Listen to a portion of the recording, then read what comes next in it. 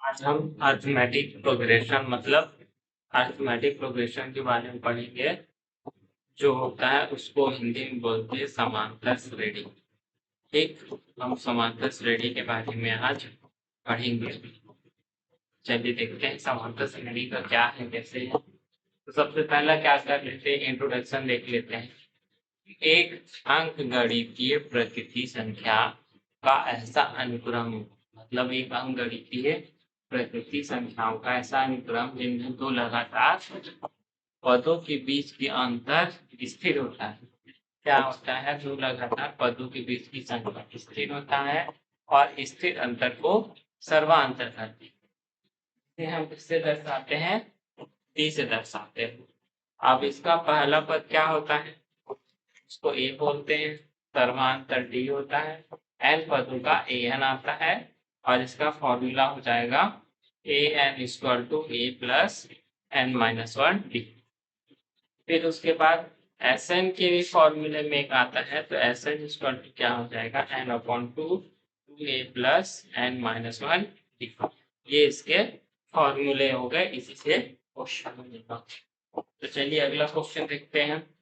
इसमें दिया हुआ है कि समांतर श्रेणी का 11वां पद क्या है, 38 है और 16वां पद 73 है। तो 71वां पद को हमको याद करना है। सबसे पहले यहाँ पे लिखेंगे कि 11वां पद कितना है, 38 है। तो इसमें फॉर्मूला लगा देंगे A N equal to A plus N minus one T. तो ए का वैल्यू, ए एन का वैल्यू निकालेंगे। ए का वैल्यू हो गया 11, एन का वैल्यू हमको नहीं दिया हुआ है ना, डी का भी वैल्यू नहीं दिया, और ये जो 38 है वो ए एन का वैल्यू। तो यहाँ पे हम क्या लिखते हैं,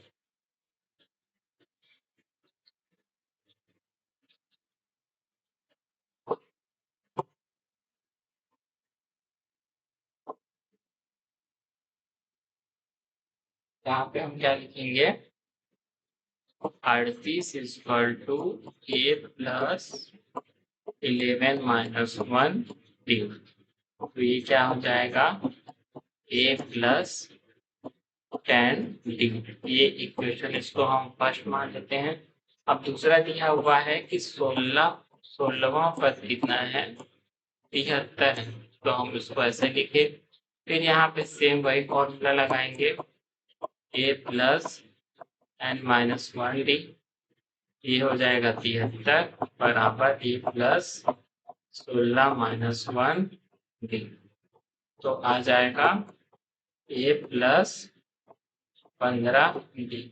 अब ये हमको क्या मिल गया, दो इक्वेशन मिल गए, उससे हम ए और डी का वैल्यू निकालेंगे। तो सबसे पहले यहाँ पे लिख लेते हैं ए प्लस 10 डी इक्वल टू 38 और ए प्लस 15 डी इक्वल टू लिख लेते हैं 73। अब हम क्या करेंगे, दोनों को क्या करेंगे, दोनों समीकरण को घटाएंगे।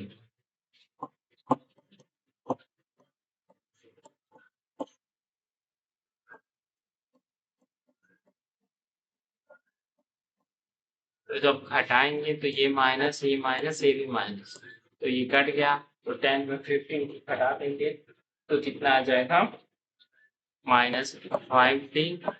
अब 73 में 38 को घटा देंगे,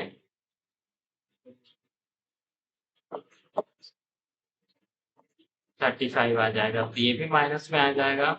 तो डी स्क्वायर टू हो जाएगा 35 और अपॉन माइनस 5। ये माइनस माइनस प्लस हो गया, डी का वैल्यू कितना आ गया, 7। अब डी का वैल्यू हम किसमें रखेंगे, डी का वैल्यू समीकरण डी का मान 1 में रखेंगे।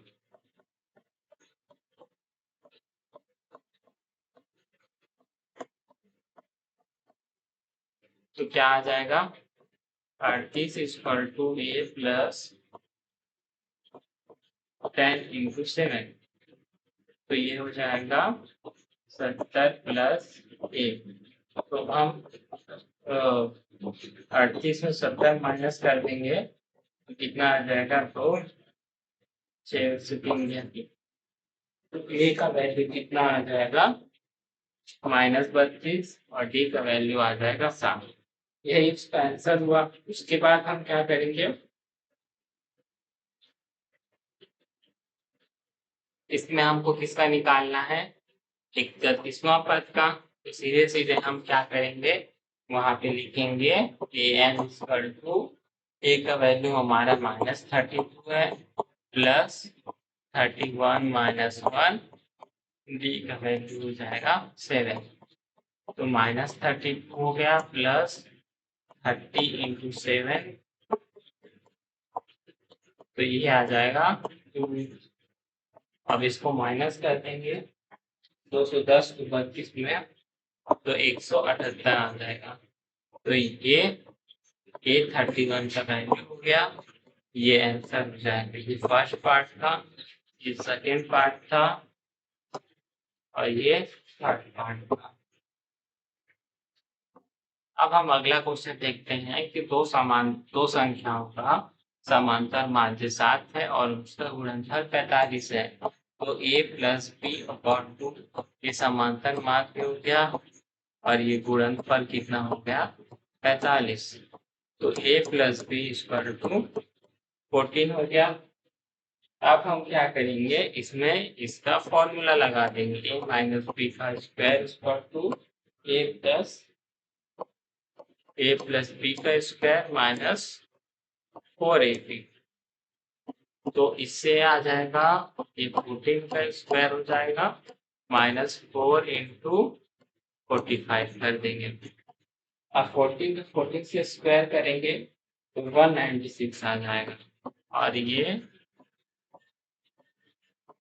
180। तो इसको माइनस कर दिए तो 16 आ गया।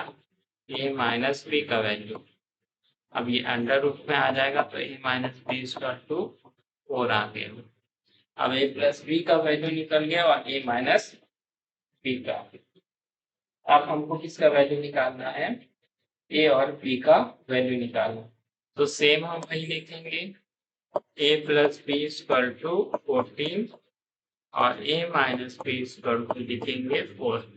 अब हम अगर इस दोनों को क्या कर देंगे,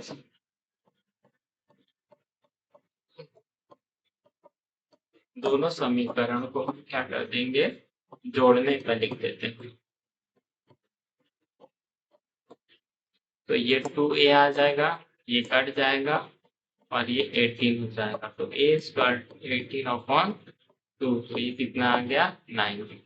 अब a का वैल्यू जब 9 आ गया तो अगर हम इसमें वैल्यू पुट कर देंगे a plus b square to 14, तो 9 प्लस बी स्क्वायर टू कितना हो गया 14। तो बी स्क्वायर टू हो जाएगा 14 माइनस 9।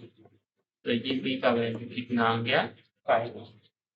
अब इसमें से हमारा दो संख्या निकल गया, ए और बी का वैल्यू निकल गया, ये आंसर हो गया।